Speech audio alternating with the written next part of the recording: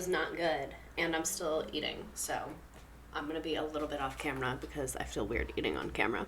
So you're going to be right here, and I can see you, and I can hear you, and I'm like right here, but I'm eating. Actually, I literally just started this, so I probably shouldn't be like off camera like that. Prob's not great for the views, but you know. Also eating a little too close to the mic. Sorry about that, but if I don't eat, I'll be like a cranky bitch. My brain is kind of tired right now, and I want to give you guys like the full attention you deserve. You know what I'm saying? It's what you deserve. Honestly. It's what you deserve.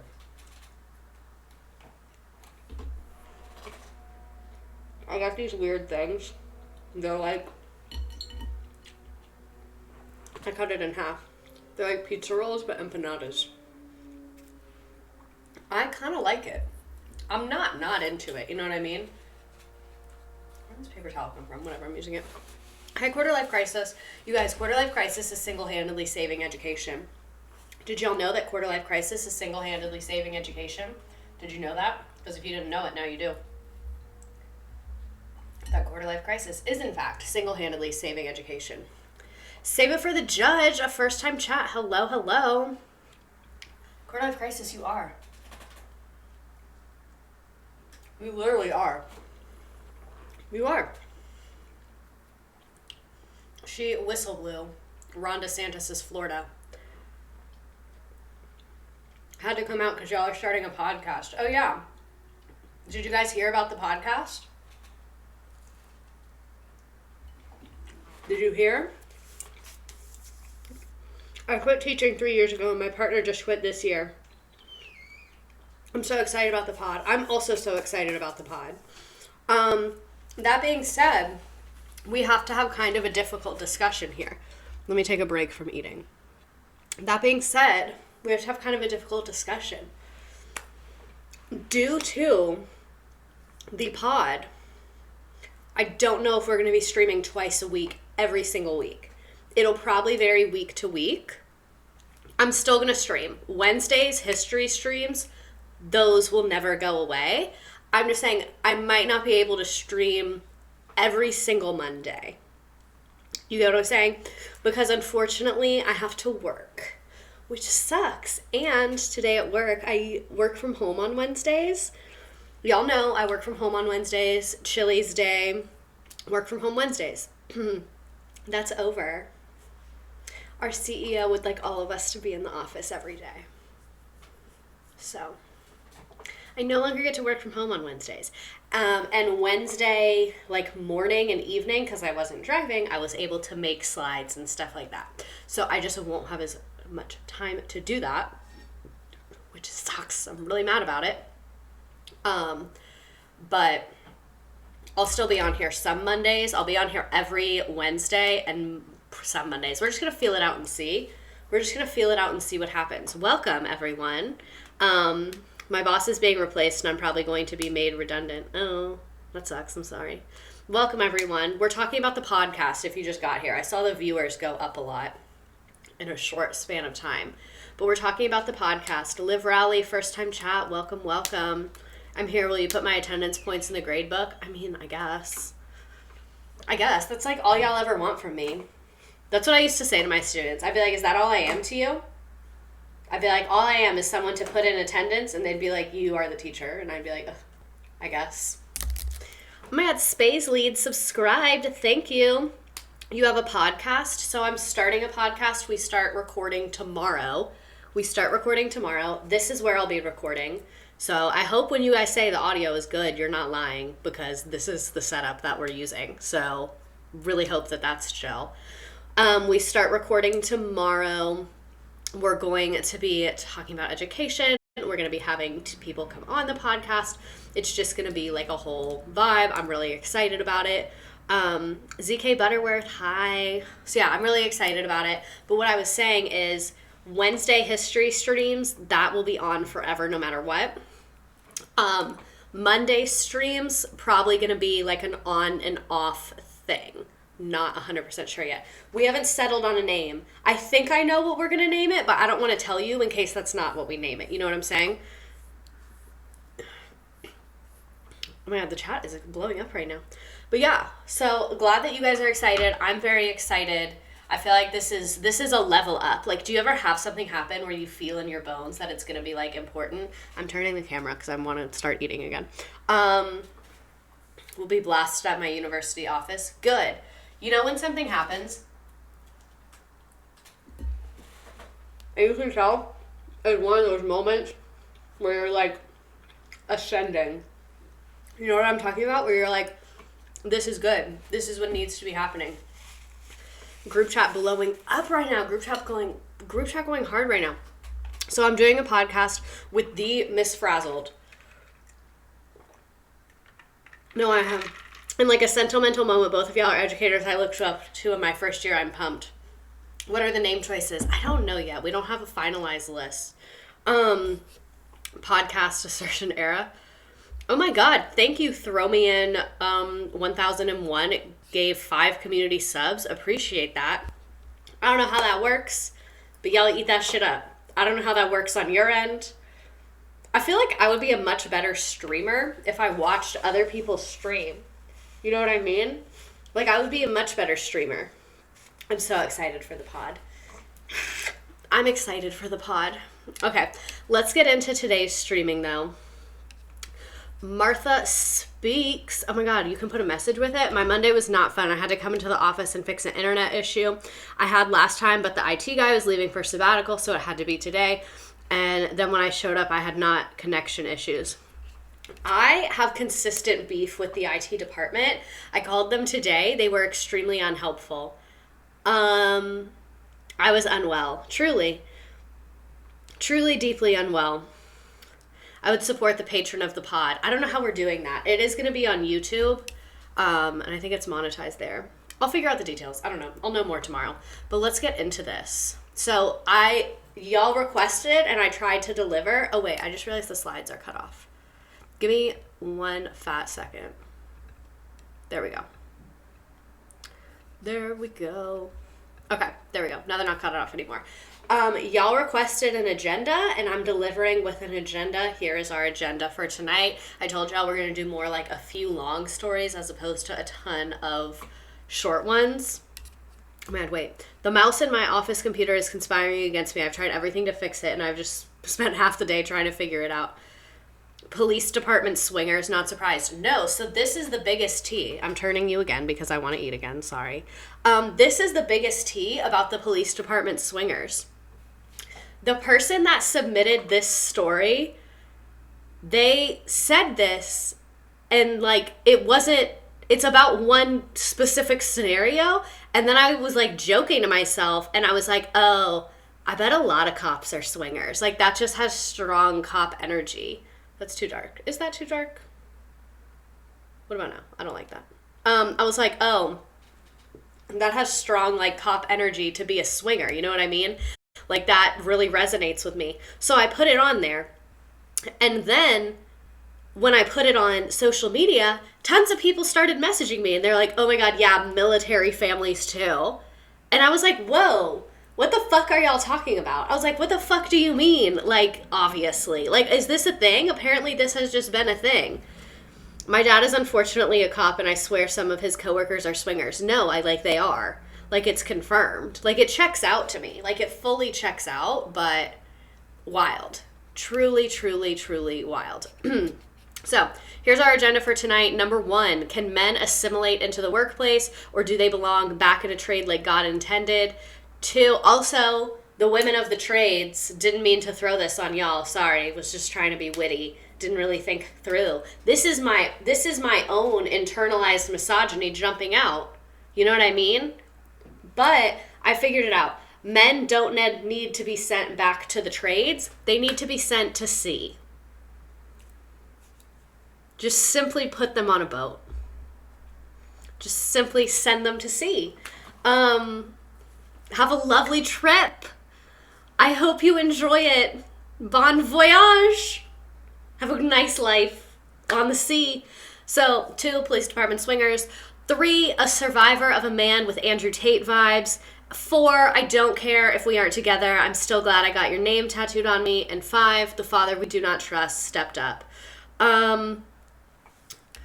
Boys like pirates, they'll love it. No, it's literally like it's a nice thing to do for them. Like, I think they'll like it. It'll be a good time.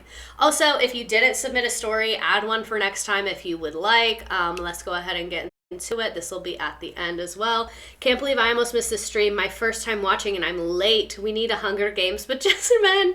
2 iconic first time chats. Guys, I accidentally unfriended a guy on Snap that I was hoping to reconnect with and I have no other way of contacting him. What do I do? If he wants to contact you, he will. Ball's in his court. Figure it out. Send me a letter, a messenger pigeon, DM me on something. Like, he'll figure it out. If he wants to, he'll figure it out. So first order of business, I made these slides before I knew the podcast was going to be a thing. So I didn't know the podcast was going to be our first order of business. So I guess second order of business, I got my lashes done on Saturday and I already fucked them up. And I'm just mad about it. That's it. I just wanted to tell you about it, that I'm very angry. So yeah, got them done at 1 p.m. And you're not supposed to get them wet for like 12 hours. That's what my lash girl says. Some places say 72 hours, which that's really aggressive to me. My lash girl says not to get them wet for 12 hours. And then I completely forgot. And I was in the shower, just truly not a care in the world. And got boiling hot water on them because I shower with hot water and it fucked up the glue. So I don't know if you can tell, but they're not as curled because it didn't adhere correctly. And I'm not going back until September 17th and I'm mad about it. But also, now looking back, this was Sunday and this was before I got my work from home day taken away, and this is small potatoes. Like, I'm way more mad about that. Like, my eyelashes, I'll fucking get over it. My eyelashes are literally fine. Like, I'm looking back at I'm looking back at myself before I got my work from home day taken away, and I'm like, you didn't know. You didn't even know. Like, you didn't even know what hardship was. Like, you didn't even fucking know. Work from home taken away, yeah. Not from me individually, but from everyone. So, like, it's not personal, but it in another way is deeply personal because it's my life. You know what I'm saying? I'll survive, though. And really, the people who decided it are not my bosses, so there's no point in me being angry at them because I'm sure they're mad that they had to tell us that. But yeah. I would simply just work from home. No, it's personal. With monkeypox Polaroid. Read the room. So that's the other part of, like, it's really a nuanced issue because my job is, like, I'm much more effective at my job in person. So I get it, but, like, it sucks for me. You know what I mean? And not just I'm much more effective at my job, like, it's easier to do my job in person. You're helping with people with technology. When I'm in the office, people will tap my shoulder and, like, be like, hey, can you help me with this? When, like, you know what I mean? Like, it's just, I'm more accessible to do my job when I'm there. So, like, I get it. But, like, I'm trying to be at my house. I'm trying to chill. Like, before anything, I'm trying to chill. So I'm just sad. And also, if this is, like, somehow being played at company, like, HQ, like, I'm sorry, but this is how I feel. Don't be mad at me for telling the truth about how I feel, and I didn't even say your name. You'd be lucky to get the free shout out. But anywho, let's go ahead and get back into it. Enough with talking about my woes. Let's talk about your woes. Okay, so content warning. This is a very heavy, also I'm still gonna be eating on and off, sorry. This is a very heavy, like, lots of men being terrible on this one, you know? Like, that's consistently a theme for us, and it's not changing today. So, just a general content warning. Men being awful. We're going to talk about men being awful in the workplace, in relationships. We're just going to discuss, you know what I'm saying? So, this is real. This is me. Thank you, ZK Butterworth. If you're not in a headspace to discuss men right now, go watch one of the Barbie movies, like the Barbie Fairytopia Universe movies. Go watch one of those. Those are the best movies when you're in like a hating man space, because it's just what you need to see. You know what I mean? This is a shit talking session. I need men derogatory. This is real. This is me. My Monday sucked too. This is exactly what I needed. Okay, it was all of us today. Also, I'm about to get my periods. That's why I'm extra like. Also, last night, oh my God. So last night, I was watching the like Game of Thrones show with my boyfriend. This is literally so embarrassing. I'm so embarrassed that this happened. I just want everyone to know I'm so embarrassed that this happened. And I'm telling you because y'all are my friends. And like, I just need someone to relish in this with me. So me, my boyfriend, his cousins, and his cousin's girlfriend, we're all watching the show together. They have watched this show forever. They love this show, and I'm like lucky to be invited to this because I don't keep up with Game of Thrones at all, and so I'm just like here.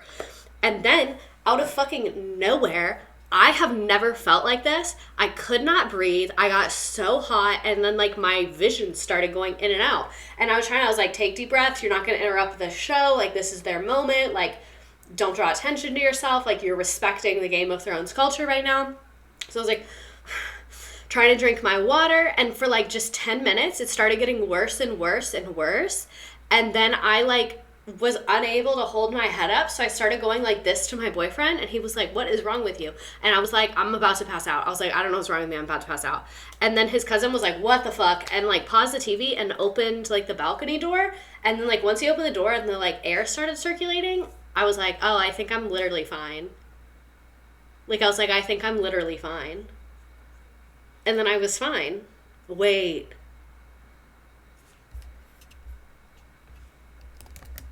Hold on. Never mind. I don't want to talk about this anymore. Brains be crazy, like, that's nice. Okay, this is the other thing that I think it was. Is because... So let me explain. The scene on the TV was really brutal, and it was like freaking me out. So that's part of it, is I think I was getting anxious because the scene was just like something that's very triggering to me, is a very big fear of mine. Like, if you don't watch the show, I don't want to spoil it for you. But whatever. Something happens that was like quite literally the worst thing for me to see on TV. So I was like, I'm not watching this. Oh my God, I have like cheese under my nails. Disgusting. It was on, and I was like, I can't watch this. Like, I can't watch it. So my legs were already crossed, and then I turned like that, and I think like just being contorted like that was just like fucked up my circulation. You know what I mean? Like, I think it was just a perfect storm. And that thing really freaked me out. Like, literally every time I think about it, I have to be like, nope, we're changing the topic in our head, because it just like, that scene was really not okay. If you watched it, you probably know what I'm talking about. But yeah, thanks for the follows. Mo Crawford, Catherine. I know exactly what you're talking about. It was pretty brutal. No, like, I'm really not okay after watching that. Like, I'm really not okay. Like, truly not. I know what part you're talking about. I also had a weird reaction to it. Okay, y'all are really validating me, because I was like, am I just like a bitch? But then like you look at it, like no one should be able to look at that. You know what I mean? The worst thing you could see on TV is Will Schuester doing the thong song. Oh my God. PMS also contributed. Yeah, I think it literally was just like the perfect storm of shit that was fucking me up. My boyfriend was freaked the fuck out though, because like I'm normally like, I'm not very like sensitive to things. Like, I don't pass out easily. I don't have any allergies. Like, I didn't get COVID. Like, I'm just kind of built different. So I think he's like not used to seeing me like scared like that, you know? And he literally, like, his face was terrifying, which also freaked me out. And then the rest of the night, he was like, are you okay? Do you feel okay? Do you feel normal? He's like, are you fine? I was eating chips and dip, bro. I almost threw up. I wish they would make that show more fun to watch. I get really triggered by random TV moments. So that's why I had to stop watching Handmaid's Tale. I had to stop watching Handmaid's Tale because it started, like, sticking with me too much. Like, I get freaked out. And then some people are like, oh, I can't believe you get freaked out at that. And it's like, okay, let's fucking level set that 200 years ago, we didn't have fucking electricity in all of our homes. And now I have to watch someone get murdered in front of my eyes. And my brain is just supposed to know that that's not real? Like, give me a break. If you can watch that, like, and I'm not talking like, oh, they shot someone. Even that's a little fucked up. But I'm talking like the fucking, like, the one on House of Dragons last night. Like, the scenes that are just brutal. Like, the evilness between humans and someone getting, like, gorily, terribly, emotionally murdered. If you can watch that and you're just like, it's a TV show, what the fuck is wrong with you?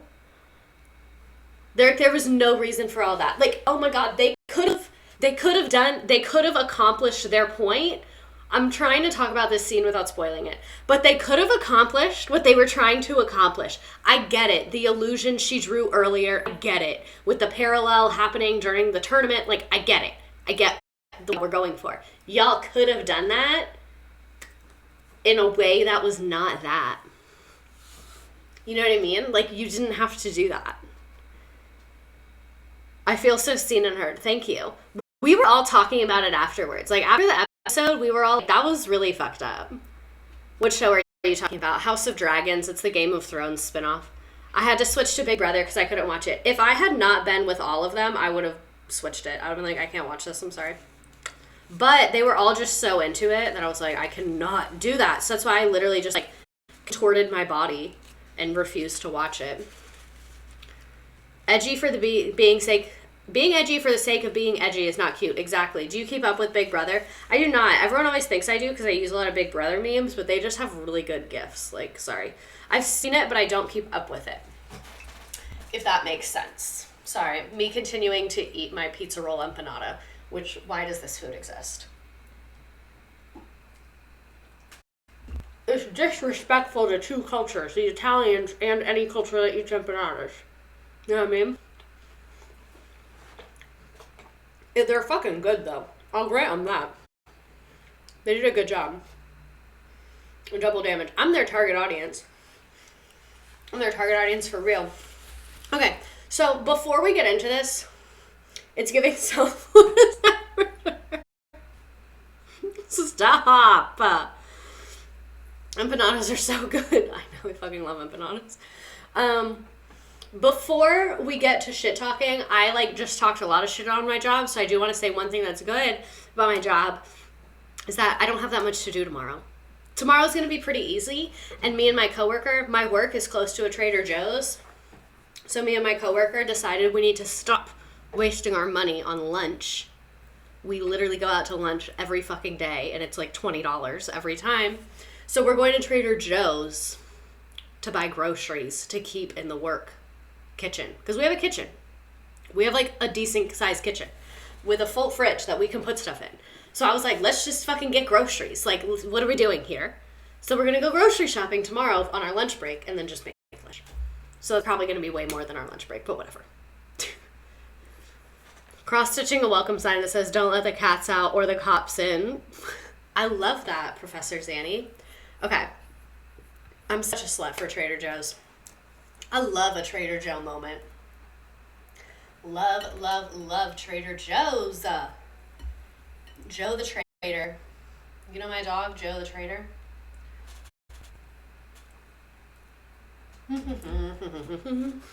Okay. South Florida's like, how can we mix together every single culture at once while also disrespecting all of them? So, God, these fucking empanadas are good. We're just going to keep hanging out while I finish these empanadas. I'm sorry. We'll get started in a second. We're only 23 minutes in.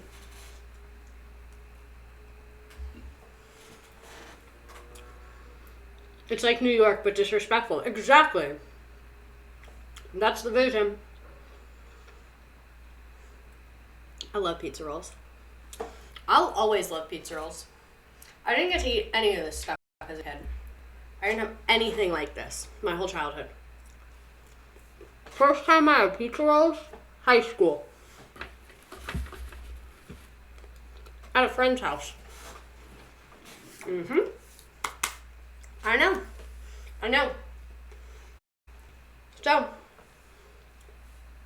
whenever my friends have kids, and they're like, we're gonna eat all healthy to build good habits, I'm like, no, because they're gonna fucking, like, be addicted to junk food. Like, because every time I eat it, I'm like, a treat. You know what I mean?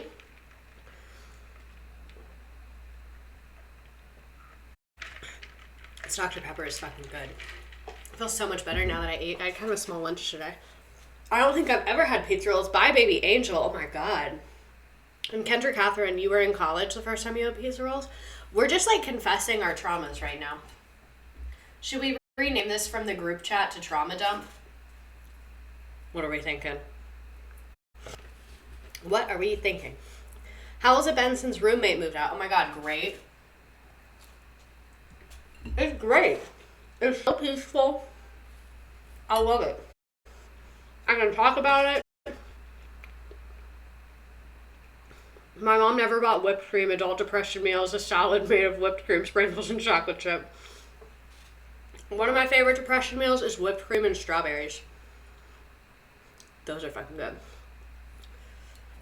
When pizza rolls first get cooked and the inside is literally hot lava, you have to bite the corners off. If you don't have that instinct, I'm concerned about you. I'm deeply, deeply concerned. But yeah, roommate moving out is great. Paying big bills with only 2 people sucks.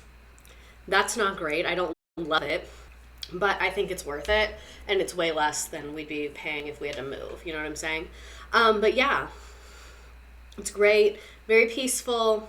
I'm not in an apartment that much. I'm at my boyfriend's all the time, but I'm going to make him start coming here more. Especially, once I get into bed. Because my bed sucks. That's why I'm never here, because my mattress sucks ass. I bite the top corner and then suck the inside out. Bite off one end, fill it with hot sauce to cool it. Exactly. Gentle snarl. We're cut from the same cloth, I must say. I'm almost done with my pizza roll empanadas. This is my first dinner. This is my appetizer, actually. This is my appetizer. And then for dinner, I have my leftovers from last night I was supposed to take for lunch, but then forgot. They're at my boyfriend's house. I have rice and steak and, onion and peppers. It's going to be good. Okay. You got a mattress from IKEA and highly recommend. So, which one is it? And how much was it? Because I saw a Casper mattress and really liked it, but it's so expensive. It's like $2,000. Where are my sour cream and pizza roll girlies at? I am intrigued because I do like ranch on pizza rolls, and ranch has sour cream in it, so I guess I get what you're coming from. What happened with your roommate? So, when I moved in, there were 3 of us. One of them moved out. It was like, I'm not going to get into it because no beef, no shade, whatever. The vibes were bad. Let's just put it that way. The vibes were bad. And so she was like, I'm moving in with my boyfriend. So we were like, TTYL. And she actually didn't. She wasn't here for a long time. So we were like, dope, because she was still sending me the rent money, which was dope. And then she was like, hey, I'm never there. I moved in with my boyfriend, so I'm going to get a sublet. And I was like, okay, that's like a really valid point. Like, whatever. And in our lease, it says she can do that. So she did. And then the sublet was a fucking demon. Oh my God, this girl was so difficult to live with. She was just so confusing. She would literally, be messy as fuck. She would leave, clothes, makeup, all her shit, all over the living room floor for, a full day and be, passed out on the floor from partying. And then I shit you not, one time I was doing laundry and a lint chunk, from the dryer, probably yay big, a lint chunk fell on the floor. She took a picture of it and sent it to each of us individually and then sent us a group message and was like, it's so disrespectful. Both of you need to learn how to live with people, blah, blah, blah. And would just, go fucking in on, literally the tiniest little thing. And it was so fucking weird. I didn't fight with her as much as my other roommate because my other roommate had to share a bathroom with her. Because I have my own bathroom. It's, inside my room. But this was her bedroom and it, shares a bathroom with the bedroom that's right there. So, literally, she would be like, you're nasty, you need to clean up after yourself. So my roommate was like, okay, I'll clean it this day, you clean it that day.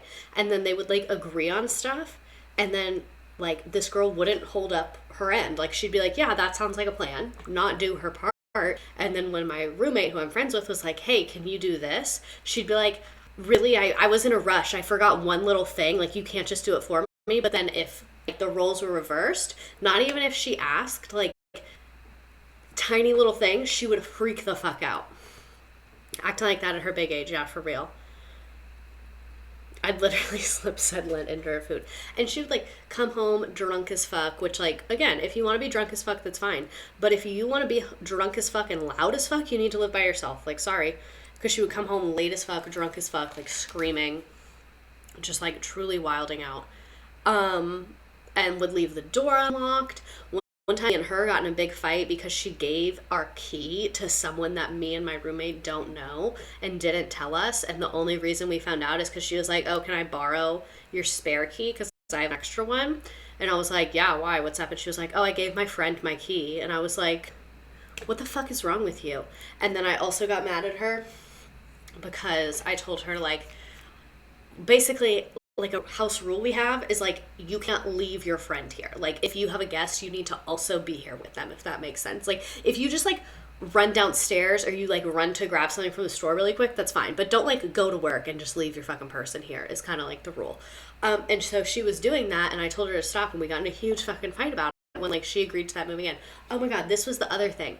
So I have this giant beanbag, the one that's like right here. And then this desk used to be out in like a common area, which did not look cute and gorgeous. I will admit that. But when she came to tour the apartment, it was there. Like it was literally there when she came to tour the apartment. And then every couple weeks she would text me and be like, you need to put your desk and your beanbag in your room. It looks so bad in the living room, blah, blah, blah, blah, blah. And I was like, literally no. I was like, I don't have space for it. I get that you don't like it, but at the end of the day, it was here when you toured the apartment. So, like, if you had a problem with it, you could have just not moved in here. And she was like, I get my, like, eyebrows done by a girl in our building, and her apartment looks so much better, and blah, blah, blah. And I was like, I also had, like, books of my teaching stuff, like, or bins of, like, my teaching books and teaching stuff. And she was like, you need to get rid of those. Like, they look so bad. And I was like, they were here when you moved in. I literally don't give a fuck what you think. Like, what's wrong with you? What's wrong with you? Oh my God, your neighbor banging on your door at 1 a.m. because someone parked in her parking spot. Then why didn't she go live with her? Like, it was just like shit like that all the time. Oh my God, the other thing with the beanbag thing. So she was complaining about it being there, but when she moved in, she didn't have a bed. So I was like, you can sleep on my beanbag till like your bed gets here from Amazon or whatever. And she was like, oh my God, thanks. And then when her bed got here, she would still sleep on it all the time because she would get home drunk as fuck and just fall asleep on it. Literally like, because I never sleep here. I come here in the mornings before work to work out and get ready because I always sleep in my boyfriend's house. So I would come in from my boyfriend's house and see her full makeup on, clothes from the night before, laying on the beanbag. And then a couple days later, she'd be like, I hate the beanbag in the living room. And I'd be like, bitch, you fucking sleep there. That's your bed. Like, shut the fuck up. I wonder if I have text messages. Let me find some of them. I was going to do a whole stream of this, but I'm like kind of too lazy to put it together. She probably blocked me. Also, she owes us money, but we just like gave up because it was like less than $100. Okay. Oh man, she also told me that I had mental issues because I told her to leave me alone when I was working from home.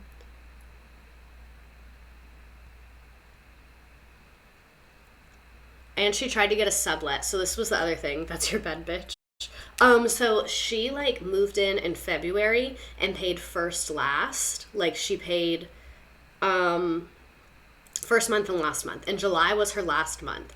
And in like mid-June, she was like, hey, I'm subletting my room for July. And I was like, you're actually not subletting your room for July. I don't know what you're talking about. And she was like trying to argue with me that she could. So I'm gonna like go through that with you. So she comes talk to me about it in person and was like, yeah, sorry, like you're a sublet, you can't sublet. And then she said like, she was like, oh, well, I read my lease and my friend is a real estate agent and a lawyer. And he said that I can because in her lease, it said like if tenant cannot pay out the remainder of lease, it's the tenant's responsibility to transfer the responsibility of the lease to another person. And I was like, but you've paid out the entire lease. Like you already paid July rent and it's mid-June right now. So like there's no lease for you to transfer to someone. And she was saying like, well, my friend is going to pay me the July rent and then she'll just stay here. And I was like, literally no. And then she was like, okay, whatever. And then she went to talk to my ex-roommate about it, I guess. I told her, I was like, go talk to my ex-roommate. Like, that's who your agreement's with. Like, I just signed on it. And I basically told her, like, listen, when you moved in, we all had to sign that piece of paper, and I'm not going to sign that again. And if someone's staying here that doesn't have a piece of paper signed, I will report it to the leasing office, and you will get fined. Like, sorry, that's what I'm doing. Like, I'm very much a Karen. Y'all don't even know. But anyway, man, this was the other thing. She sent me this photograph to show me how messy I am. That is one singular drop of coffee on the counter. One singular drop of coffee. Not to interrupt, but I think the chat froze. Thank you. But yeah, it was literally batshit crazy. I hated it. She was so annoying. She would like text me in the middle of the workday, fucking with me and shit. It was so annoying. Yeah, this was the other thing. She sent me a picture of the table because it had it's like from a package, like little like fuzzies on the table. And she sent me I have a thing in my sink to like collect food, you know, because I don't have a garbage disposal. And she took it out and sent me a picture of it. And it was like, yeah, that's what that's for, friend. And she said, okay, so let me read you the part about the sublet. So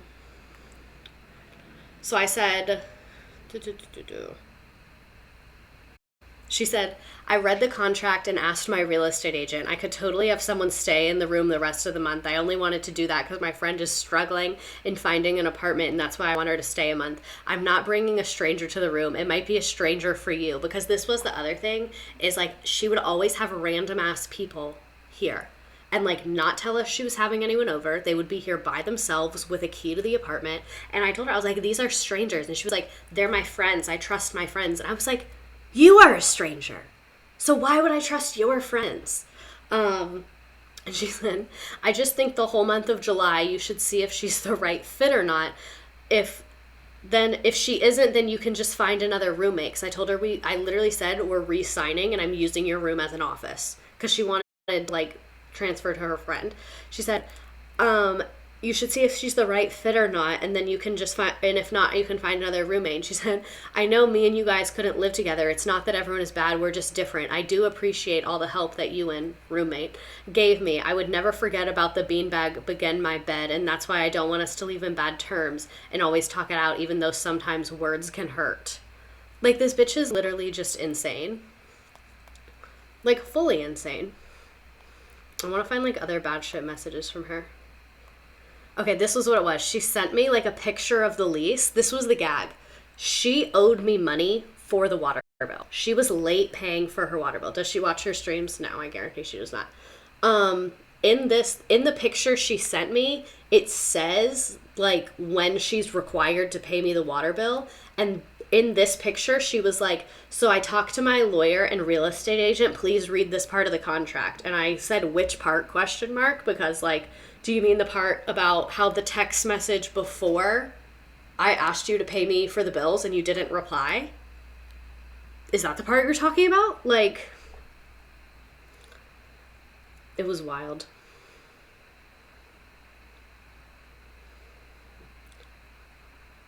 Done.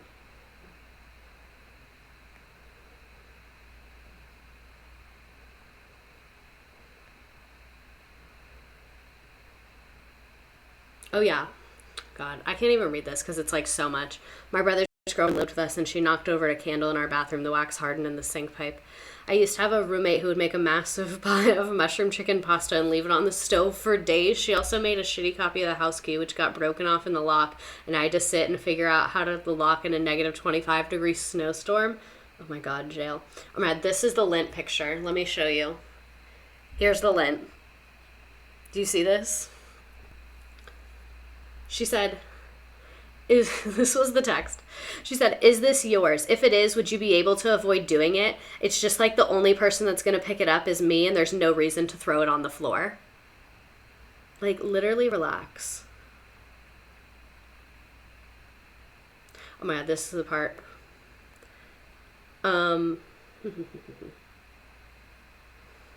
Okay. So we had stuff on top of our fridge. We literally had like a fuck ton of stuff on top of the fridge, and then all of it was gone. So I texted her and said, hey, did you throw away the stuff on top of the fridge? And she said, no, why would I? It's in a cabinet, which like, okay. And I said, I just saw it was empty and I had something up there I was looking for. Which cabinet? And she said, the one on top of the dishwasher. And I said, found it. Thank you. And then she said, there's also storage bins on Amazon, referring to the fact that I had boxes of books in the living room. And I said, if you want to buy anything, go for it. But I'm moving out in July, so I'm not getting anything new because I don't want to deal with moving it. And she said, I'm not buying anything. It's all your stuff, so maybe organize it. I'll help. I think you should donate it or put it in your room since it's already my space and other roommates. I'm already tolerating you having your computer in the living room and having to be quiet for no reason when you should be in your room. Referring to me streaming, which I gave her a schedule of before she signed her lease and made sure she was okay with it. Because you can't just do that unprompted. You know what I mean? So that's why I was in my room for a while. She said, don't forget you have roommates. I'll be home soon and we can talk. And also your whole messages today sound mean and stuff. Like, did you throw stuff away? Like, I'm not the one who also lived here. And then she said, I talked to ex-roommate and she said you never asked her about leaving your stuff there. And I was like, yeah, because she wasn't here for 4 months. So why would I ask her about putting my desk here when she wasn't here for 4 months? And then it was here when you toured the place. And I said, I have a call tonight. I let you know about the streaming in advance, and you did not say anything about it. I pay to live here as well and pay a significant amount more to be able to use this space because my rent was $300 higher than hers. I said, I also have the right to have my things in the living room. I already organized and consolidated everything. I didn't mean to hurt your feelings, so I apologize if I did. I've also been frustrated by you touching my stuff and throwing things away by you asking. I'm happy to compromise on things. And have the space in the fridge, but it's not realistic for you to come in and demand that we move things around. And she said, you already have so much stuff in the living room. Why does it not hurt to clean and organize? I am not old roommate. And then she said, I never throw your stuff away. I'm not demanding. I pay for my rent as well. And I said, yes, you did. You threw away multiple things in the fridge that belonged to me and other roommate when you moved in. And she said, that's why you pay for more in rent. You have a bigger room. And she said I threw expired items because she threw away a bunch of sauces that were past the best date, but they were past like the sell date, but they were fine. And she threw away literally like bags and bags of stuff out of the fridge. And I said, yes, exactly. I pay more to have the bigger room and I have my desk in the common area since you moved in here. And she said, you moved the desk after I moved in.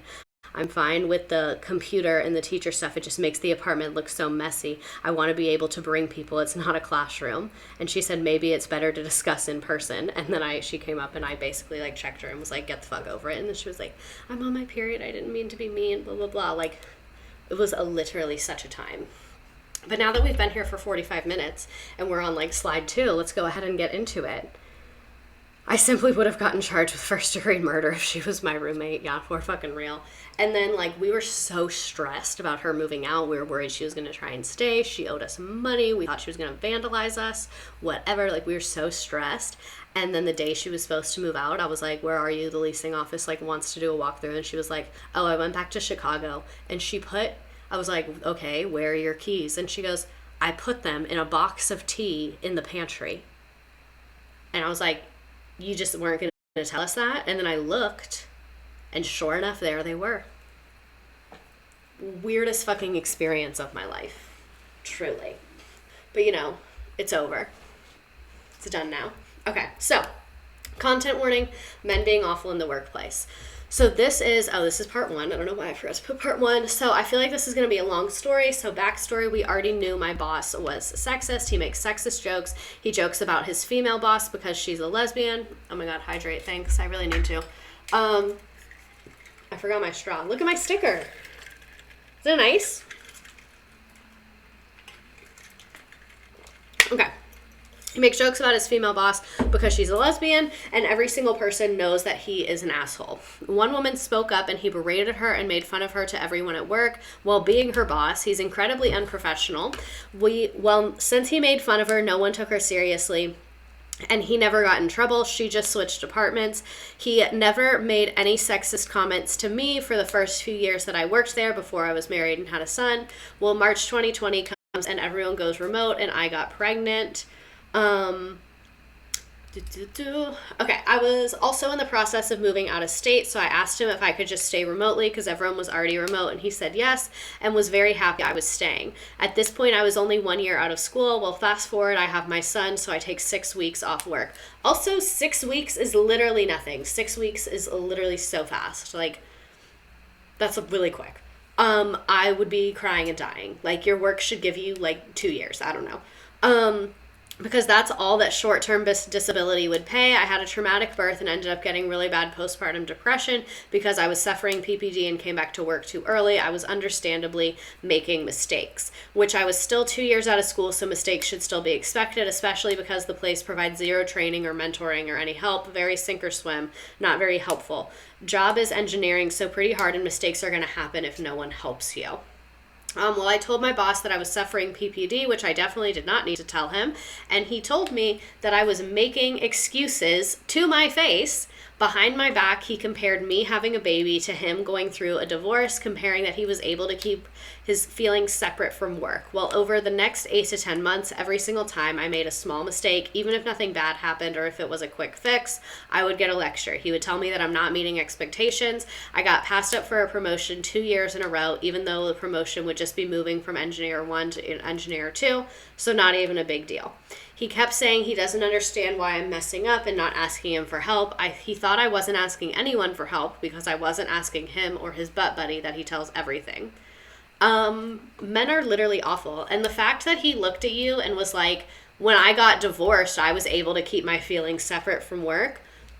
Did anyone rip through you when you got divorced? Did anyone physically come out of you and completely change your hormonal and like everything that's a part of you? Like, did that happen? Did that happen to you when you got divorced? Like, I'm just curious because it doesn't seem like it did. Yes, my clinical diagnosis and very real struggle is the same as your divorce that's been dead for years. It's like your wife hasn't looked you in the eyes in 2 years. And then I had a baby pop out of me. Like, that's not the same thing. Pregnancy can literally move your teeth. Like, God, pregnancy is terrifying. Pregnancy is literally terrifying. Oh, the chat did break again. God damn it. It's hard out here. It's hard out here.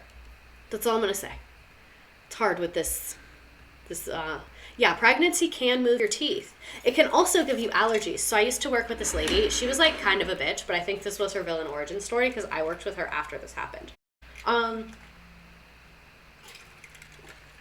So basically, she was a pastry chef. That was her lifelong dream, was to be a pastry chef. So she was doing her pastry chef thing, and then when she got pregnant, she became allergic to eggs. And her doctor was like, yeah, some people develop an allergy when they're pregnant, or it's that they had an allergy this whole time and they just didn't really know it. And then like pregnancy made them a lot more sensitive than they were before. And they were like, most people, once you have the baby, you completely go back to normal. So she was like, okay, cool. And she like changed her work and asked for a transfer and was doing like admin work for the food and beverage department while she was pregnant because she couldn't be around eggs. So obviously you can't be a fucking pastry chef if you can't be around eggs. And then she had the baby and her allergy didn't go away and she's still allergic to eggs, and now she works in HR for that company. And one time I was telling someone this story and they were like, that lady fucking sucks. And I was like, okay, she like went through a lot. What do you mean? And they were like, if she had like more spirit in her, she would have turned that and been like, you know what? I'm going to go fucking work for like a vegan bakery, or I'm going to start a vegan bakery, because there's other people that this have happened to. And there's a lot of vegan people in this world. So they were like, it kind of is lame that like one little fucking roadblock and she gave up her entire dream of being a pastry chef when she could have really helped a niche community. And I was like, you're right. One girl that lists the things that can happen during pregnancy has traumatized me. Yeah, she did fumble a bag. She was also kind of a bitch. She worked in HR, so like I get it. It's like literally the most Karen department. Like, sorry if you work in HR. Okay, back to the story, part 4. So I asked my women coworkers who don't run to him every time I ask a question. My husband is in the military, which is why I moved. My husband was getting deployed in March of 2022. So when my husband was deployed, I was planning on going back home to get help with my son for obvious reasons. Well, my mother-in-law started working full-time, so she couldn't watch my son anymore, and I couldn't get my son into the good daycare that I want. I told my boss that, and he told me to lower my standards for daycare.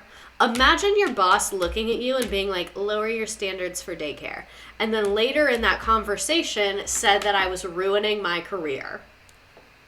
Bitch, what the fuck? What the fuck?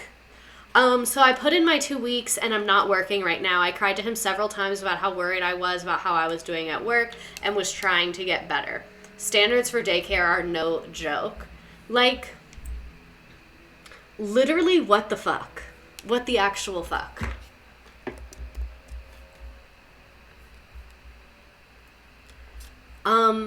Standards for daycare are no joke. A lot of daycares are very terrifying and very not okay. Be careful where you're leaving your children. That's all I will say on that topic because it's very much trauma for a lot of people. Okay, so part 5. But his expectations for me were like 3 titles above mine, and I knew that because there was a standards chart to look at each title at our company. He compared me to my male coworker 3 times. Prob said more behind my back. I feel like there was more horrible things that he said, but I can't remember now. It's been 2 months since I left, and I literally still have nightmares of him belittling me about everything, even things that had nothing to do with work. Mind you, any good work I did there were crickets for him. After I left, he texted me to see how I was because one of my clients was really upset that I left. So he was just horribly toxic. It's a small company, and his immediate boss is one of his close friends, so nothing could be done. Hopefully this made sense. Terrible. The amount of abuse that happens at daycare blows my mind. I know, and that's the thing that gets me is, like, just quit. Like, if you hate it that much, just literally go work at, like, Wendy's. It's fine. It pays literally the same. So, like, just go be doing something else. You know what I'm saying? At least when I worked there, I made like $8 an hour. So yeah. Abuse and neglect at daycare when it costs $1,800 for one kid in my area. That's what's crazy is like, I want an HBO documentary about this because parents are being charged so much fucking money. Teachers are being underpaid as fuck in daycares. And the quality of care is super low. Like, they don't have the supplies they need. The stuff is falling apart. Like, all of that. So, like, something's not adding up. Not to sound like a conspiracy theorist, but something's not adding up in the daycare industry. Like, if 1 + 1 is 2, and 2 + 2 is 4, what the fuck is this? Because if you have a classroom of 10 kids and all their parents are paying like $2,000 a month, I'm not understanding. I'm not getting it. I'm not getting it. The jungle, but a daycare version. No, literally.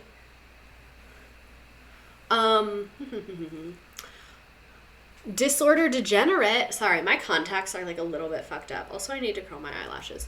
Anyway, because I'm so mad I fucked them up in the shower. Profits are just wage theft. Exactly. Y'all get it. I was explaining that to my mom the other day, and she was like, well, I don't think my business is exploitation, because she was like, I don't have employees. Like, I just go and meet with my clients myself, and then they pay me. And then she corrected herself, and she was like, no, it actually is exploitation, because I take a plane to get there, and, like, I stay in a hotel, and, like, all those service workers are getting exploited. And that's part of my business, is using those services. So she was like, yeah, you're right. And I was like, see?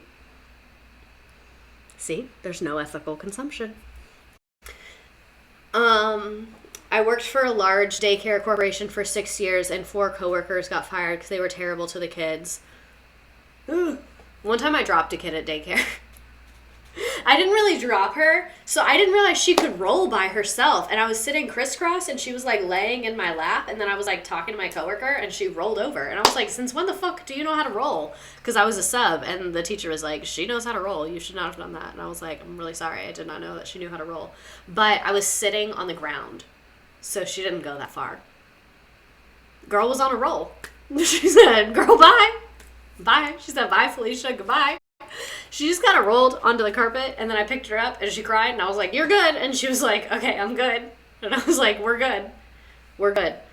I forgot to reply earlier, but my IKEA mattress is the Hoogsvar, and it was $500. Thank you. Writing this down. I'm gonna make my boyfriend come to IKEA with me and lay on these mattresses. Ah, okay. She said I'm Ashley. Oh, she had bills to pay. She had shit to do that day. She was one of my favorite kids there. She was so cute. Mattress toppers make all the difference. Another good point. Okay, so let's get back into this. Oh, we already finished this. Great. Okay, next story. My mattress is literally one of those expandable mattresses that come in a box, and I love it. I know. I think I want to get one of those. So, content warning, this does talk about the police, but there's no, like, overt violence or, like, anything super crazy or traumatic. There's, like, kind of allusions to not okay things happening, but none of it's, like, descriptive. So, I just kind of wanted to give that, because I know it's a sensitive topic. Police department swingers. So PSA, I say my husband a lot because I'm trying to keep him anonymous and he still works at this job.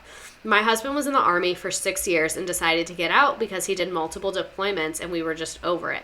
He always wanted to be a cop. We come from a not so great area in California, so he thought he could make a positive impact. Also, side note, this is a great story to support the ACAB message because this shows there's multiple instances where this guy tries to be a good person and do the right thing and be a good cop, and the system is not set up or encouraging him to do so. So that's why I included this story. If it was just like, oh, this cop is having a hard time, I wouldn't have included it. But I felt like there was lessons to be taken from this. ACAB, sorry to my dad, a cop. ACAB, especially everyone's dad. Okay. We now live in the South, a few hours south where he was stationed, and he took an officer job in a decently large city. This department is so toxic that it's been a little over a year, and we're scrambling to find him a different department because we know that they will all end up all over the news one day for inappropriate police conduct. This last sentence didn't sit that well with me. It was like, get out before we get reported. It's like, maybe just quit right now. I need to make a support group for children of cops. Also, I'm a visually impaired student at high school, and I was wondering, have you ever had students that were visually impaired? Yes, and I would have a lot of students who were visually impaired, but denied that they were visually impaired and wouldn't wear their glasses and couldn't see the board ever. And I'd be like, put on your glasses! And they would be like, no. And I'd be like, okay, I don't want to put mine on either, so I get it. Yeah, I would just like, I'd be like, sit at the front, and some of them wouldn't want to, and I'd be like, I don't really know what you want me to do for you. But I also used Nearpod, so the slides were on their computer, and I would just, like, send them the slides as well. But yeah, different situations, different solutions for different situations, I mean. Okay, so starting out during his training, he was in the squad car with an older officer who tried to convince him to have us start swinging with them. So imagine that. It's your first ride along. You're in the car, and you're like, hi, I'm Rick. You're new? That's good.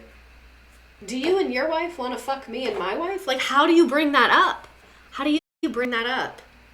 Mormon mom talk, ex-police swinger collab. Okay, so I know this may sound crazy, but that happened kind of often in the military, but people only ask if you were at a party or in personal time, never at work. How do you even bring it up at a party? You know what I mean? Like, how does that come up? I don't really know.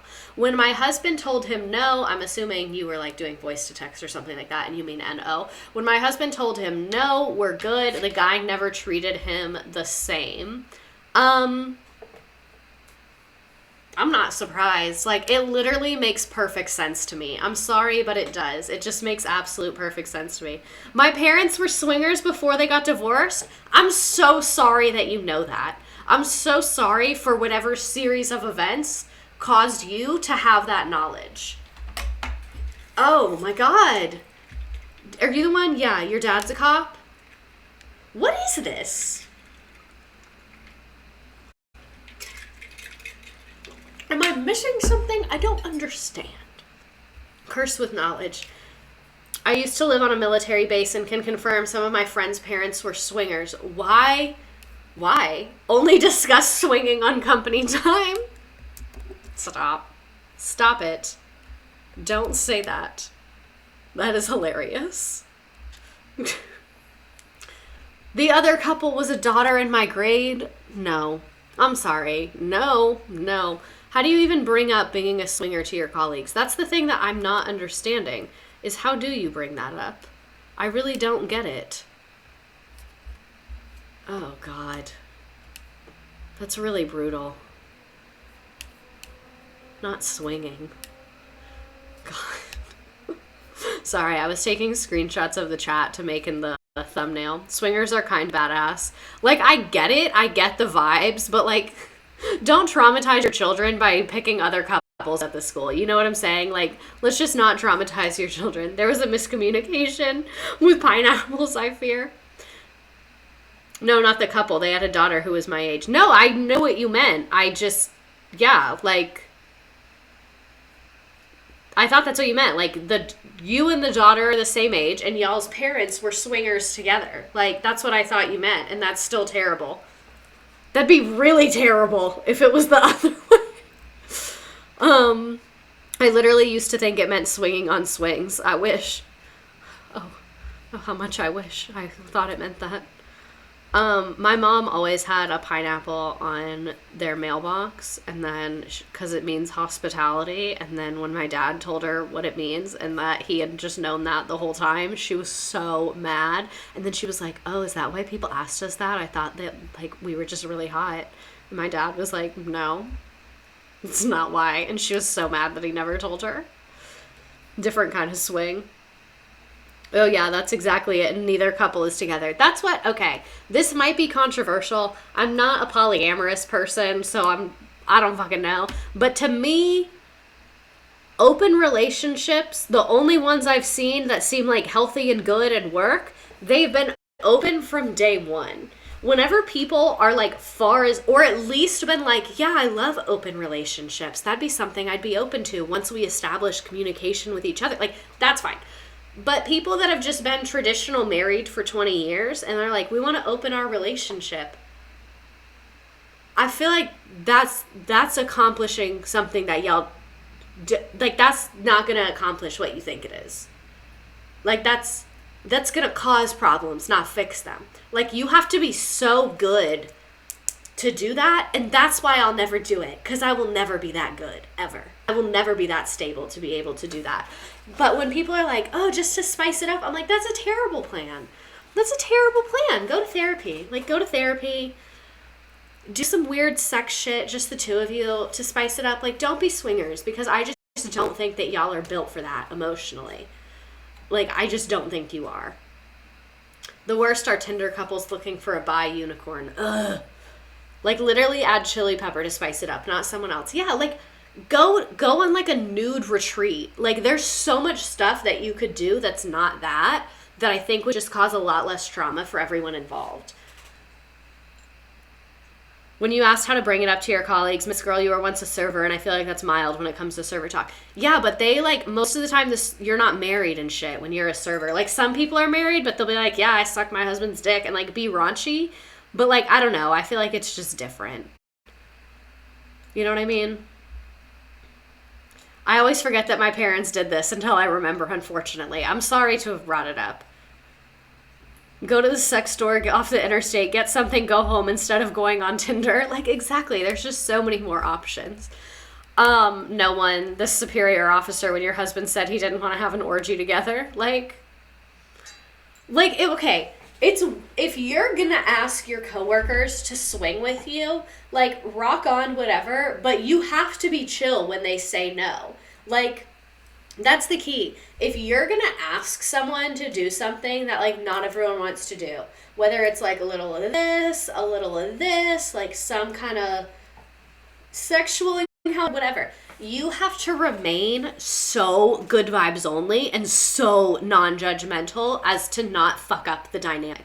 So the second, if you are offering, you're like, hey, do you want to try this? And the second someone even hints at hesitation, being slightest uncomfortable, be like, no pressure, man, no worries. If it's not for you, it's not for you. Like, no hard feelings. Forget I even asked. Like, you have to be so committed to being good vibes only, or else that just makes you an asshole. You know what I mean?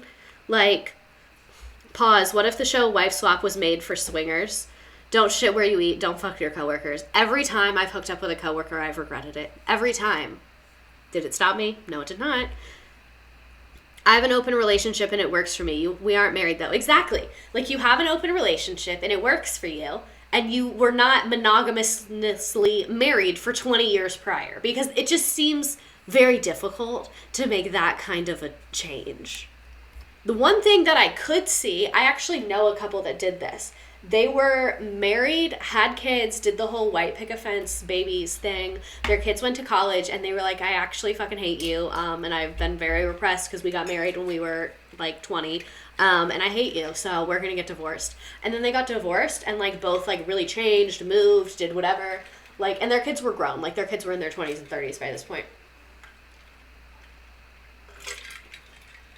Sorry, my throat hurts. And then later in life, they decided to get back together in more of like a open relationship, just kind of like vibing, hanging out kind of way. Like, I don't know if they were still like getting it on, but like they like lived together. They would do holidays together with their family. And they were like kind of acted married, but like one of them would go on vacation for like a month by herself. Like they just kind of were like boyfriend and girlfriend in a very like open friendship way, like a life partnery way, as opposed to like a romantic way. And I feel like that can really work. It's like, oh, we were married, we were apart, and now we found like a different dynamic that works for us. That's one thing. But people are like, oh yeah, we were monogamously married for 20 years. Carol and Tim, now we're swinging. It's time to be real. If anyone has the app, it's another app. Okay, so part 2. He trained with multiple people and always got great reviews, especially when and always got great reviews, except when he had to train with this officer. This officer would purposely try and hide and avoid calls just so he was a real winner. My husband told his superior he was having issues with this guy, never brought up the swinging because he wasn't trying to cause drama. I'm sure there are couples in this department who participate, which you do you, boo, but don't get mad when we say no thanks. His superior decided to call the officer with my husband into the room and get some feedback on why he is out to get him. Be real, low-key scares me. I saw the funniest tweet today where it was like, instead of be real, it's be realist, and it records you 24/7 and then just post like audio 24/7 and then just shares 30 random seconds throughout the day and you don't find out till after and you can't delete it. That's chaotic. I love it personally. Okay, we're like kind of behind low-key. Okay, so the officer did not know that my husband was in the room. Also, you put your husband's full government name right here. Well, not his last name. You put his first name right here. And I am protecting y'all. I literally, because you said at the beginning that you wanted to remain anonymous, and then I think you were just typing too fast and like got in your head and you were like, oh, my husband, and like you just were talking like you were talking to a friend because I'm your friend. So I just wanted everyone to know that I picked up on it and that I'm protecting your peace and I'm protecting your privacy and I'm trying to make sure that your husband doesn't get in trouble for talking about this, because I would hate that for you because these people seem creepy. Okay, so the police officer did not know my husband was in the room with the superior, and he went on to say how my husband is a fucking dumbass who can't pull his head out of his ass and is a piece of shit. This man has a crush on your husband. I don't know how to put that politely, but this man is in love with your husband. Like, I think you might need to watch your back because this man is very much in love with your husband. Where was I? Then they reassigned my husband to night shift so he could get away from this guy because they didn't want to deal with the misconduct. This guy had been in the department for 10 years. Night shift has been horrible for us because we have a newborn, so it has royally sucked the way I would be going insane. His night shift bosses have been even worse. The number of times that my husband's boss has called him a fucking idiot is ridiculous. Mind you, there is no merit to their complaints. This is why I included this story. Because this seems like a nice, honest man trying to do his job. And look at the system. Look at the system. Reinforcing that power dynamic. Reinforcing that you do not have an opinion in this power dynamic. Again, me protecting y'all's privacy when you slip up and accidentally put your full government names and stuff. So my husband takes feedback well, and if he were doing something wrong, he would try to fix it, but this guy admitted to having a target on my husband's back and berates him over nothing, like not getting identification for minors, and the minor in question was a 4-year-old. See what I mean? That's the system. That is the system working as it was designed. My husband is Hispanic and only him and my husband looks Hispanic and only him and the only Hispanic officer and African American officer are treated this way. See? That's the system. That's the system. They have said the N-word multiple times when referring to this officer or just telling jokes. They have excluded this officer from handgun training and multiple other events that all officers were invited to. There have also been multiple occasions where use of force was over the top and someone literally got mad at my husband for having his taser out instead of his gun when dealing with a man who had some mental illness situation and did not require a gun use of force. My dad worked night shift and he always woke me up. I'm so glad he broke my family apart. Oh my God. Caleb Twitch TV, thanks for following. Oh, posture check. I like how you posture check and I literally look like a shrimp right now. Thank you. This is why my back is always fucked up. I'm trying to be a very proper lady and sit up straight and drink my water. What I'm getting from this is ACAB. That's on the next slide.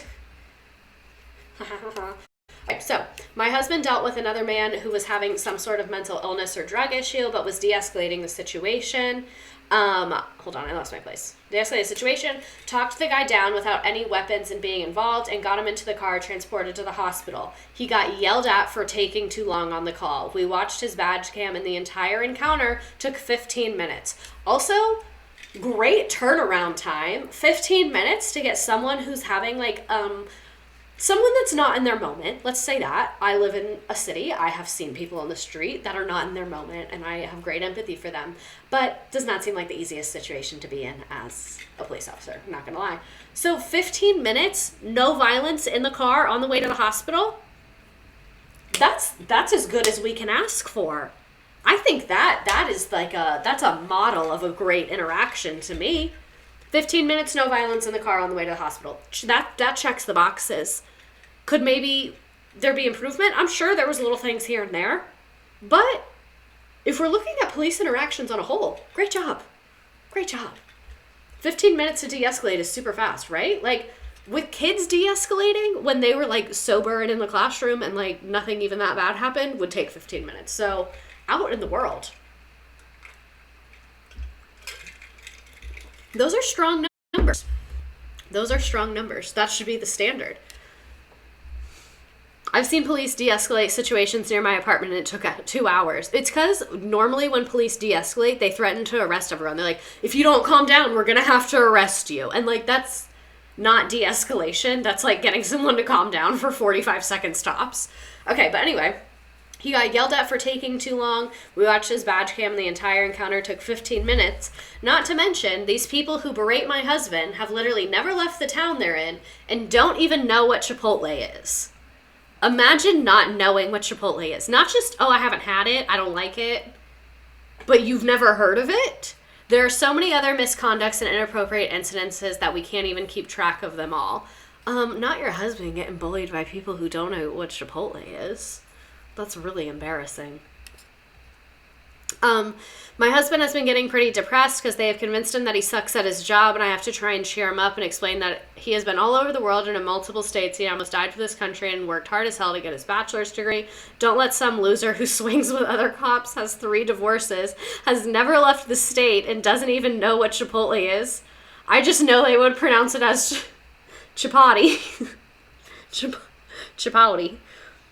Why can't they say it? My mom always goes, Chipotle. Chipotle? Chipotle. Chipotle. That's another one of hers. Chipotle. Chipotle? Chipotle. She says the lay so strong. Chipotle. But she said Chipotle. Stop. Try to make you feel small. We're currently on the hunt to get him to a better department or send him back to school to be a pilot, so please wish us good luck as he looks for future endeavors. Chipotle, throttle. Chipotle. Chipotle. I hate Chipotle. Your husband should not go work for a different police department because it's probably going to be the same or worse, and he should be a pilot. He should go work for Delta Airlines, maybe Southwest. You mentioned you were in California. I love Southwest's corporate model. It's very efficient. I heard they are mixed reviews from the employees. I will pay my mother $100 if she says acai correctly. So my sales manager is a mom and she has teenagers. And the other day, she was like, oh, I had an acai bowl for lunch. And she said it correctly. And I was like, you're the only mother I know that can say acai. And she was like, what are you talking about? And I was like, it's just like a known fact that moms can't say acai. And she was like, your mom can't say acai? And I was like, no. Acai? This is how she says it. She was having an acai bowl. And I'm like, what are you talking about? Chipotle like Aristotle? Chipotle? How do you even say that? Chipotle like Aristotle. Chipotle? Chipotle? Chipotle. Chipotle. Chipotle. My mom goes mind blank when she tries to say it. We need to stop being so mean to our moms because, like, we're the reason that they're insane and their brains don't work. But, like, it's kind of funny. I used to work at a smoothie place, and it was always Akaya. Akaya. My mom calls Ultra Music Festival. Also, I wanted to show you this mug. I was going to buy this mug, and then I realized I literally don't need it. And I have so many mugs. Like, I literally have such a disturbing amount of mugs. But I just wanted you to see it. It says ACAB, and then it says All Cats Are Beautiful, and it's from SAS Studios. I saw it on TikTok, and some people recommended it to me a couple days later, actually. My grandma says Chipotle. Aristotle. Chipotle. Chipotle. My grandma says Chipotle like Aristotle. I should get the mug, but don't drink coffee. Yeah, I just want someone to get this mug. I'm not going to buy it because I'm, like, trying to save money and, like, stop buying useless things and, like, all that fucking bullshit. Whatever. Like, you guys know. It's annoying. But, yeah, so I can't buy it. But I just wanted to tell you about it. Okay, so content warning, men being awful in a relationship ×2. Told you guys this was a rough one with men. So number 1, we have a survivor of a man with Andrew Tate vibes. I love that. Where can I get it? It's from saststudios.com. Go support them. I don't know them, but I like their work. Okay, so this story is about an ex, a man who wronged me. Please note this has been about 4.5 years at this point, and since then I've met my fiance, so details may be fuzzy. I dated this guy for 3 months, and in general said a lot of really fucked up things to me. He didn't want my male best friend coming to see me just because he said that my male best friend wasn't actually a friend, and he wanted to R-word me. I told y'all this had some trigger warnings. I gave you that warning. R-word me, Andrew Tate vibes of women are only for sex and men and women cannot be friends. I started towards the end not putting so much effort in my appearance because, you know, we've been together for a bit and I felt more comfortable. And then he told me that the number one reason people cheat is because their other person stopped putting effort into their appearance and they are no longer attractive. We are on part 1. We are on part 1. After everything I've just said, we are on part 1. Okay? Just wanted everyone to make sure we all knew that we are on part 1. He actively wanted me to wear makeup and do clothes, #toxic. This outfit, this is like my permanent outfit. I'm like a cartoon character. This is the look my boyfriend sees, 25/8. What's up, babe? What's up? What's up? This is my outfit. Every time. Every single time. Okay, I need to get a haircut. I need to text my hair girl, but my hair girl is literally insane and told me that she can only cut my hair with the cycles of the moon, but I trust her, but that's made it kind of hard to schedule things because I do have a full-time job, so fortunately I can't live by the moon cycles, but she was like, you're one of my favorite clients. I don't want to fuck up your hair, so I'm only going to cut it on certain moon cycles, and I was like, I appreciate that, you know? I appreciate that attention to detail. You don't have to do that for all your clients. And you're doing it for me, and I love that. Okay, so anywho. All right. Yet my naive little self didn't break up with them. Is she Phoebe Buffay? She's more insane. She literally will be like high as fuck and like start crying and then give me the best haircut I've ever seen. What does the moon cycle have to do with the hair? Genuinely curious. She said like, it's like with luck and it turning out right. Like she said like her energy is wrong, so she's not as good at cutting hair on certain cycles of the moon. I don't know. I was like, for sure. This is when she was doing my nails, which will not be going back there for that. That was painful. She cut my fingers open multiple times. I was like, it's fine. I was like, no, I'm fine. The blood, what? Doesn't hurt at all. I'm fine. But yeah, she gives a great haircut. She's really close to my work, and she's really affordable. Don't get haircuts in Venus retrograde either. So does she give bad haircuts or not work during the bad cycle parts? I don't know. I could not tell you. You say, girl, cut my fingers anytime. Moving to Florida to have her cut my hair. I'll give you that referral. Okay, but anyway, let's get back to this. Other toxic thing, he would constantly ask where I was or get angry if I didn't respond, even if I said I was going to be swimming in a pool and wouldn't actively be on my phone since I was hanging out with a friend. I would often lie if I was with a male friend and say I was with a female one because lying was easier than fighting. At the end of our relationship, I was in New York for a fun trip and he was acting weird the whole time I was there. He goes and says he's going to hang out with some coworkers. I didn't care since I was in New York trying to enjoy my time. Here's where memory gets hazy. Either the other coworkers didn't show up or whatever. Also, big mood when you said, where was I? So partially because he was so toxic, it was almost scary to leave. Big mood. The most, what is that thing that Teffy said? Like, gorgeous girls. If you are gorgeous girls, sometimes you are debating which one is scarier. Gorgeous girls have been there. And if you have ever been a gorgeous girl, you know how this feels. And it does not feel gorgeous to be debating if it's scarier to leave or stay. Because you're like, both are terrible. There's no good options. But you should leave. Not a gorgeous moment. But you should leave. Dead ass, if you're watching this and you're like, oh my God, I want to leave, but I'm so scared. It's horrifying and so scary for like 72 hours. And then after like 72 hours, you're like, oh, I suddenly feel 30 years younger. And then after a week, you're going to be like, damn, what was I afraid of? At least that was my experience. I always say there's no business like business that isn't mine. Okay, so he was supposed to hang out with his coworkers. He doesn't do that. He takes this girl who has mentioned before as being pretty and told me that she got stood up on a date recently and it was sad because she was so pretty. If my boyfriend said that to me,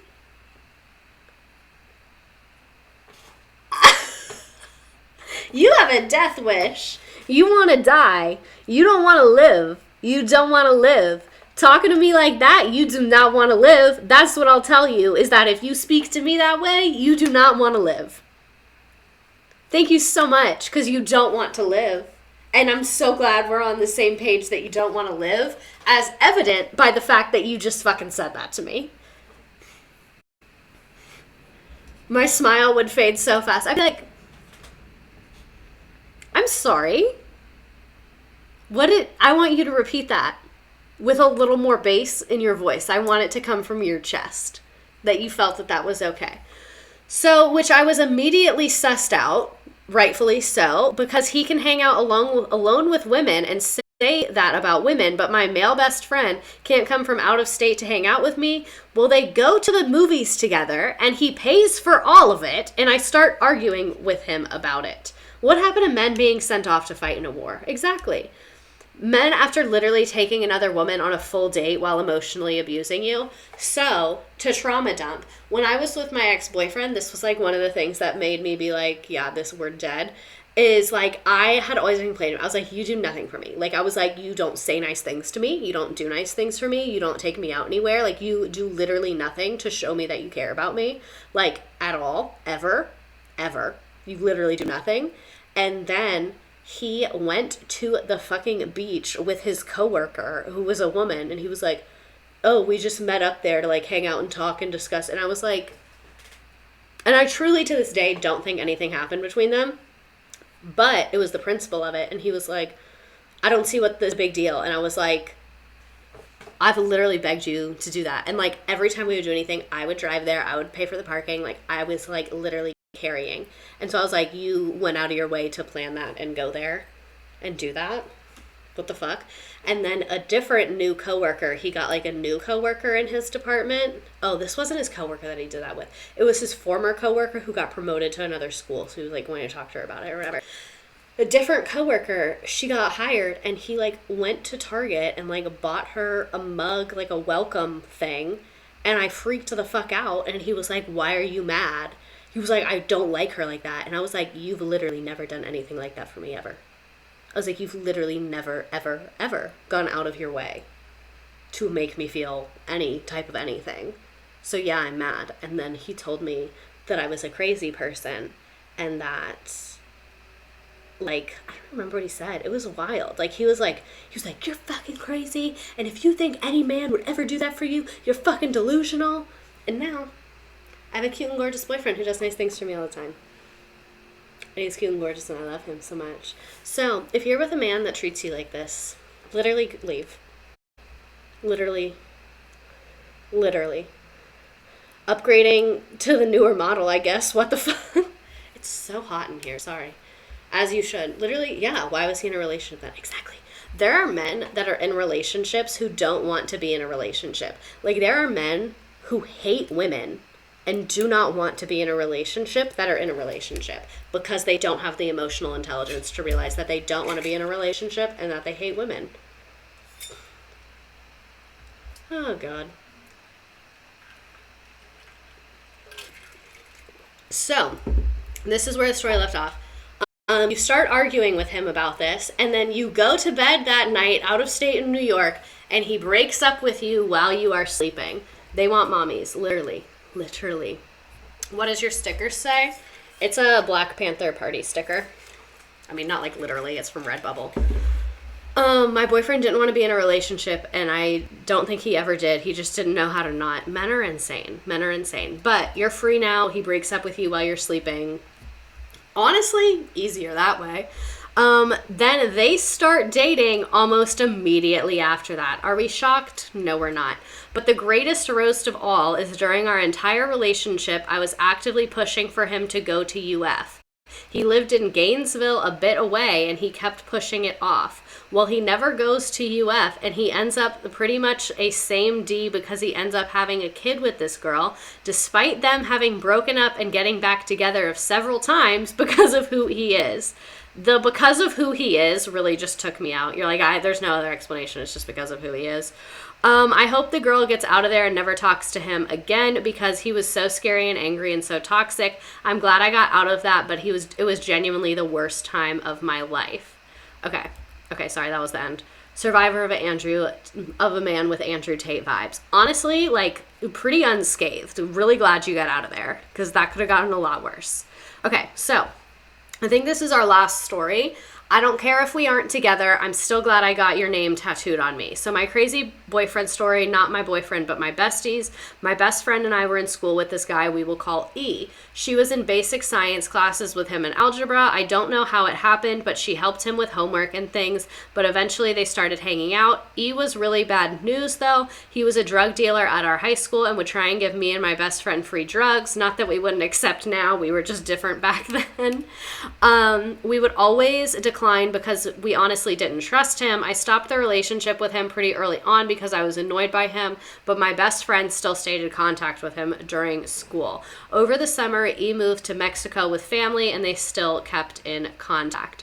Shit gets crazy from here because he was in love with her and even got a tattoo for her. He made a 16-song album of shitty rap songs for her, and the name of the album was Dark Angel. I would do anything to get my hands on this album. You hear me? I would do anything to get my hands on this. I need to hear Dark Angel. I can be your angel or your devil. But were the songs good? I'm going to go with no, and that's why I need this. Every time E spoke of moving back, he said would be together eventually, and when she wouldn't respond, he would blow up my phone saying he would send people after her if she didn't respond. Also, what kind of 16-year-old has the resources to send someone after you?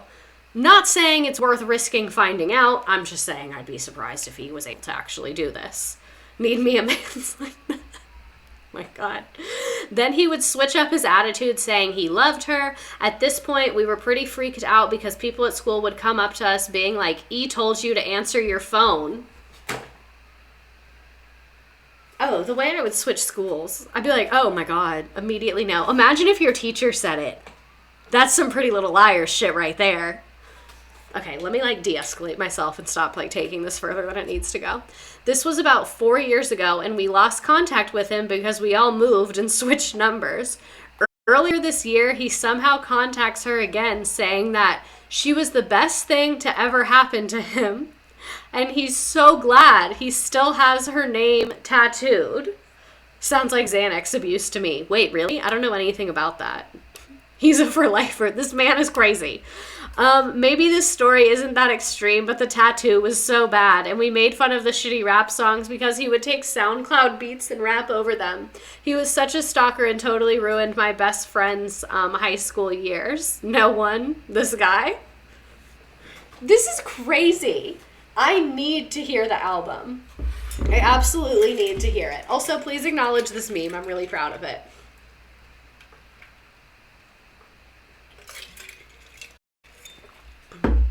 A stereotype.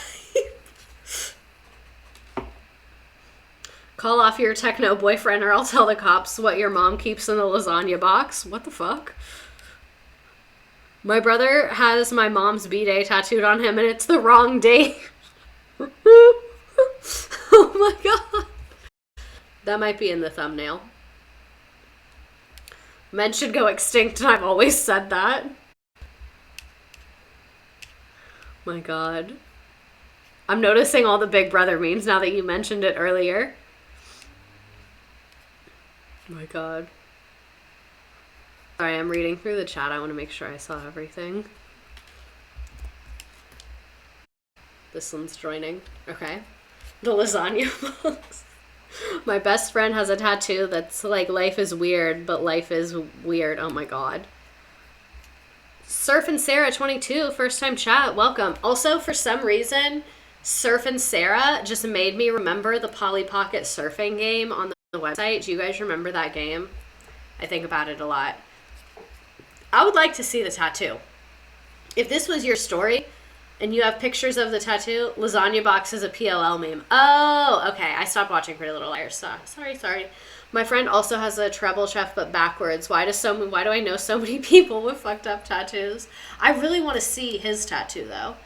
Oh, wait, we do have one more. The father we do not trust stepped up. So, this one also, I apologize. This one's kind of a little bit confusing. The writing was a little bit confusing here. Oh, wait, I already read that. OMG, it was so slime. Okay, so my ex from high school, we met online. Yikes, right? They were 3 to 4 years older than me, which is already sketchy as hell. Anytime I see someone that has been in the same relationship all throughout college or high school or both, I really get truly concerned because that's not good for your development. Surf and Sarah, LMAO no, but gotta love the Polly Pocket jackets. Love a Polly Pocket jacket. I'm at Taco Bell right now. Does anyone want anything? I could really go for a Baja Blast. I was just telling my boyfriend that I am a year sober off of my Baja Blast habit. I used to have Baja Blast every day. If y'all have followed me on TikTok for a long time, do you remember when I used to make videos outside with my Baja Blast with that fence behind me? I was sitting in a parking lot, just miserable. Teaching, miserable. Being emotionally tormented, miserable. And that was my one piece of joy every day, is to go outside with my Baja fucking Blast and sit there and just watch TikToks and make TikToks and talk to you guys. That was my one piece of joy in my day right there. I love the Baja Blast era. Yes, your Baja Blast era. I'm so glad that y'all remember. Y'all have really seen me through the seasons of my life. Tastes like TV static. Oh my God. Okay, so they were 3 to 4 years older. They did not treat me well. Anyways, we date for 3 years and lose contact after the breakup. Occasionally, I'd send them an email being you ruined my life. I hate you. You're the source of all my problems. I would sometimes get a response. Anyways, back in contact with them by asking about astrology, and we get to talking. So also me reading, occasionally I'll send them an email being like, you ruined my life, I hate you, and you're the source of all my problems. That's quite the mood right there. Also, Aiden Unique, thanks for the follow. No, I literally keep thinking about how long I've been around. Quarter Life Crisis, you've been around. You've been around. Okay, so apparently they cheated on me, emotional, I really don't care, and decided to break up with me for their current wife. And they are now raising a baby. They, singular, my ex. So, like, when I say they, it's like one person, they, them, of this person's ex. I wish we had, like, a name for this person. I feel like that would make this a little less confusing. Anyway. They're now raising a baby that they didn't even make, though they spent 3 years being like, I definitely want my biological children, which, like, good thing they stepped up, but they were also shitty to me, and I would not trust this person to father my child. Wait, it gets juicier. The new wife looks very, very, very, very similar to how I looked when we started dating, like a creepy amount. I show her to my mom, and she says, holy crap. Whenever I show the comparison pictures, people go, oh my gosh, like, that is weirdo behavior for them. Yeah, so basically this person did you extremely dirty, and now they stepped up, but it's not the one we trust. So that was productive. That was good. Sorry that ended kind of awkwardly. I thought there was another slide to that, but I guess there's not, or maybe I fucked up. I did some copying and pasting here. If that was yours and it got cut off, I'm sorry. But if you want to submit a story, there's the link. I'm going to hang out for a couple of minutes. Found a doppelganger to replace her. No, literally. It's like kind of terrifying. Reminds me of how my ex-man is dating someone with the same name as me. That is also disturbing. That's also disturbing. It's very disturbing. Men are just overall disturbing. This was a good stream, though. Thanks, everyone, for being here. Low-key, we did numbers for a Monday. Normally, Mondays, we're in, like, 50s, 60s. We were in, like, 80s, 90s. How have you been doing? Honestly, today kind of sucked, but this was really fun. So many good stories. Ew, man. But, yeah, thanks, everyone, for being here. I hope everyone has a good rest of their week. I hope I have a good rest of my week. The chaos that this stream will keep me coming back. Damn, you talk fast. I do talk really fast. Sorry. I can't really prevent it, though. This was a slay tonight. I'm glad we liked it. I'm glad we liked it. What's the class topic for Wednesday? Oh, let's talk about Wednesday. So it's going to be 2 parts. This week, Wednesday, we are talking about Woodstock 69. I just need to ask this, but what's your big 3? Let me talk about Twitch, or let me talk about our history stuff, and then I'll talk about my big 3, and we'll go through my co-star. But anyway, what was I saying? Oh, so on Wednesday, we're going to talk about Woodstock 1969. Basically, it should have been a shit show, but somehow, like, pretty much worked out fine. And we're going to talk about, like, the planning, the actual event. They, like, literally didn't have food. They didn't have a plan for food. This fucking festival with all these people, there was no food plan. This is what happens when you put young men in charge of things. So literally everyone was like, free to be you and me, peace and love. We can just share the food. And then just cooked for each other for free. And like people from the communities just started bringing them food. Like it's so shocking that nothing like wild happened. You know, Firefest, but it went well. DashCon energy. Like, it's just wild. So Wednesday, we're going to do a major slay, because that would not happen today. Yeah, for real. So Wednesday, we're going to do Woodstock 69. And then next week, Wednesday, we're going to do Woodstock 99, where basically they were like, we want to recreate Woodstock, but they were like, we also want to make a fuck ton of money. And it was terrible and literally turned into a riot that the state troopers had to like come in and fuck shit up. It was crazy. I watched a documentary about Woodstock 99 that was on Netflix. I watched that with my boyfriend, so that's what gave me inspiration. And I was going to do them both at once. It was going to be a compare. It's the same men. It's the same people that were in charge of it, which is the crazy thing. Not all of them, but some of them. So anyway, I was going to do like a compare contrast, but I feel like I always do this. I always try and slam too much into one stream. So I was like, let's just do 2 and it'll be a 2-parter. So Woodstock 69, Woodstock 99, TanaCon. Yeah, literally it was like TanaCon. Okay, this was great though. Thanks everybody for coming. I'm going to log off because I want to go eat my rice and I want to drink my water. TanaCon was a moment. Not a good one, but iconic. The 2-part electric boo. You're my favorite teacher bestie. Also got up out of Satan's ass crack. I was obsessed with TanaCon. I watched all the videos about TanaCon. Wait, your big 3. Oh my god, yeah, sorry, my big 3. Co-star. Co-star! Okay. So, you guys, I'm thinking about moving to Costa Rica. I think I want to get a work from home job and like live at my parents', but in reality, I'll just be in Costa Rica. You know what I'm saying? That's kind of the plan.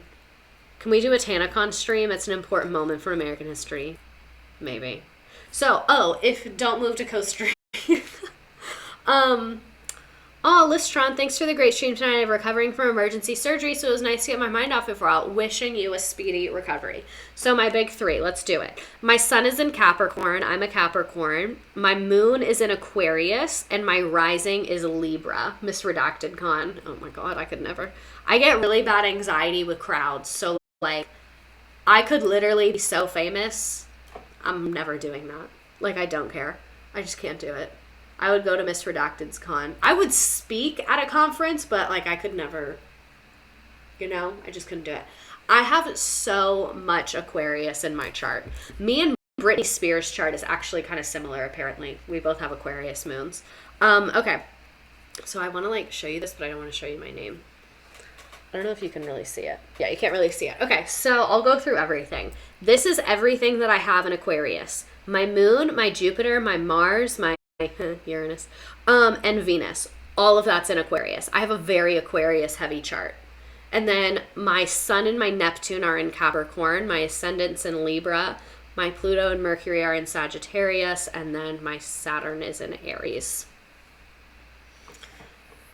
That's why I always thought you were an Aquarius. A lot of people say that. I have a lot of Aquarius in my chart.